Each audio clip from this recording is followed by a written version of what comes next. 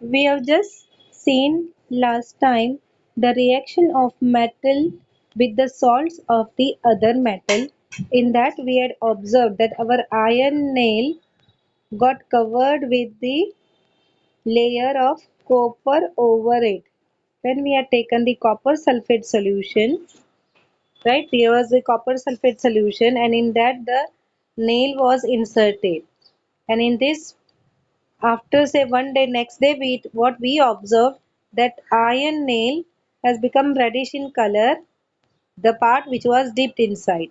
That means the copper got deposited, right? And you will see that the color of the solution became little faint also. So what does it indicate? That iron is more reactive. See, displacement reactant is taking place here.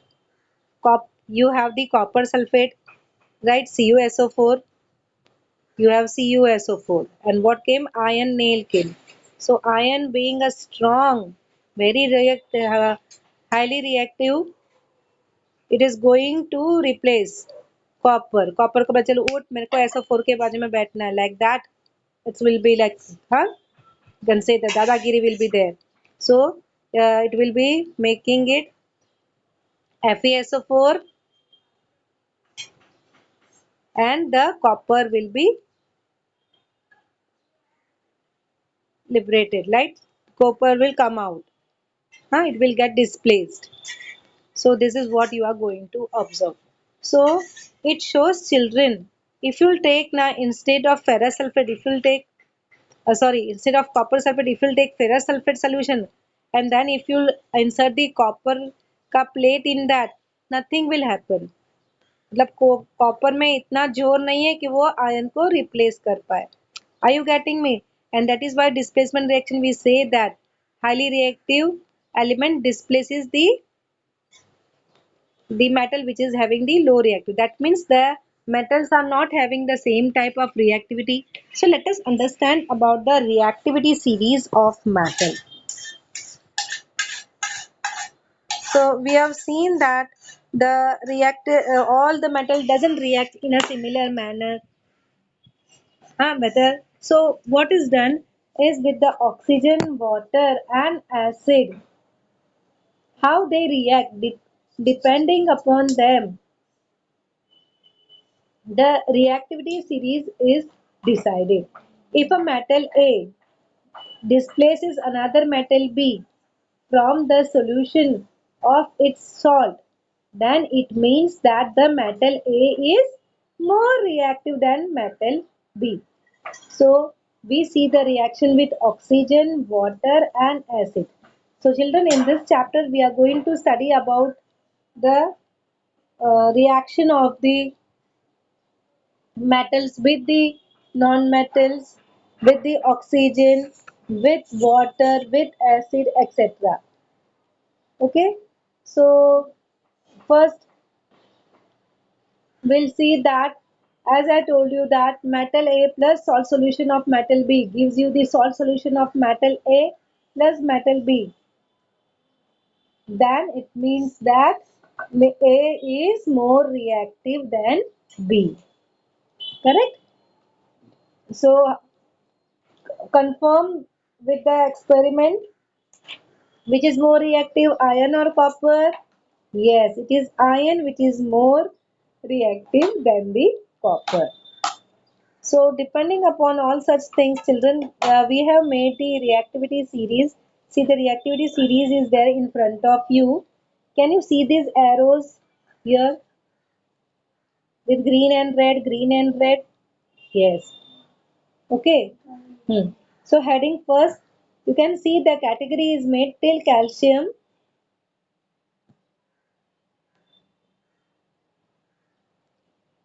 Then after getting between from magnesium till lead, this is the second part. Okay. And then till silver, third part, and gold will be separate. So you have this way the differences. Okay. So this part, children, here, this particular part is showing That means the potassium, sodium, lithium and calcium shows the reaction with water. Rest of that magnesium, aluminum, zinc and all, they don't show. With simple with water, of course they might require that you can say aluminum reacts with steam, that is the water vapor. So scientists have developed the reactivity series by doing many experiments of the displacement reaction. The arrangement of the metals in the increasing or the decreasing of the reactivity is called as the reactivity series. So maybe in the exam they will give you this picture and they say identify this picture. So you have to say that it is a reactivity series of metal. So how their metals are classified? Metals are classified as a highly reactive metals which are circled with yellow color. Then the moderately reactive. These are the moderately reactive now metals, and these are the less reactive metals. This is moderate, this is less, and these are high reactive metals. Right?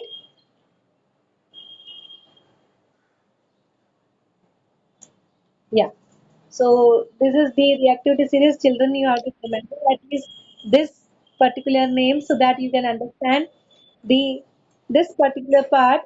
See, children, from here to here, all these elements can react with acid. Means potassium to lead, all are able to react with acid. But copper, mercury, silver, gold doesn't react.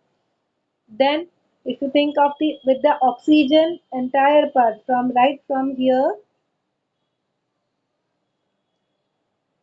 to silver part, this much all part, they are able to react with oxygen. So gold is not reacting with oxygen, but silver is reacting. You see, you know silver oxide.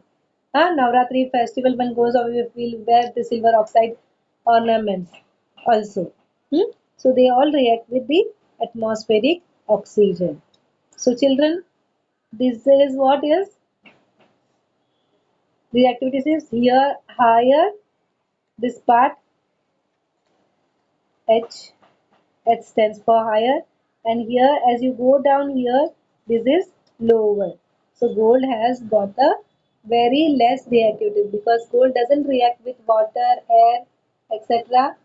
So we call them as a noble metal also, and that is why we are wearing normally the ornaments of gold in our day-to-day life. Maybe the ring, maybe the bangle, maybe the chain, etc.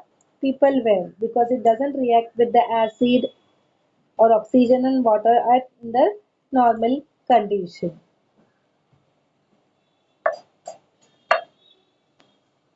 Right? So, what are the highly reactive metals? Potassium, sodium, lithium, and calcium. Moderately reactive metals are magnesium, aluminium, zinc, iron, tin, and lead. And less reactive, copper, mercury, silver. Now, next is reaction of metal with non-metal.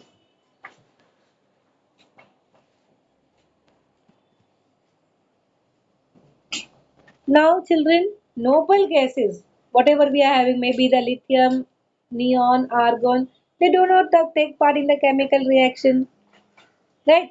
So far, we have seen that the reaction of metals, that is, cations, are formed by the oxidation of metals, right? That means, what do you accept the new definition of oxidation? Removal of electron is called oxidation, na? I hope you are able to recall. So, removal of the electron takes place. Metals are having the valence electron as 1, 2, 3, etc. So the electrons are removed to complete the octet state. Then now see the electronic configuration of metals and non-metals.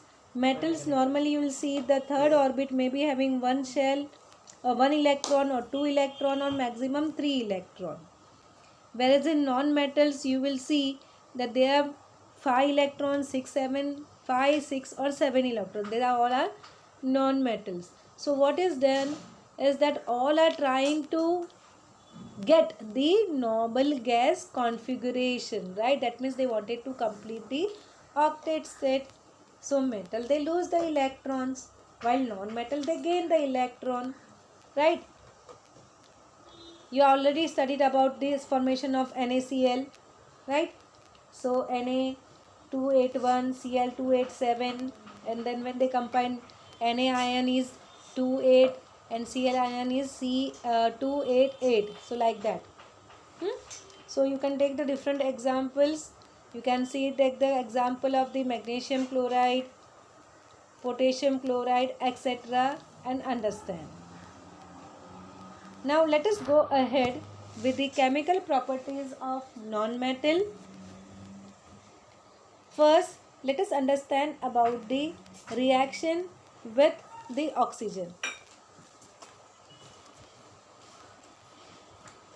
Non-metals are the collection of the elements having less similarity in the physical or chemical properties. Non-metals are called as electronegative elements also. Why electronegative? Because they accept the electrons, right? As they form the negatively charged ions by accepting the electron, so they are called as the electronegative elements. Let us understand about the reaction with oxygen first. As you all know, children, that normal things when burns, carbon plus oxygen give you carbon dioxide, right? Similarly, sulfur per oxygen gives you sulfur dioxide, right? But remember, the carbon, the non-metal carbon, when complete combustion takes place, it gives rise to the carbon dioxide. But if it is partial combustion, मतलब हवा कम है तो जल पूरा नहीं जलता है, then it gives rise to the carbon monoxide. So normally what I can say generally, that non-metals combined with oxygen to form acidic oxide. Most of the time it is acidic only, but sometimes it forms the neutral oxide also. For example, when I saw the carbon monoxide, so carbon monoxide is neutral. Okay, so this is neutral one.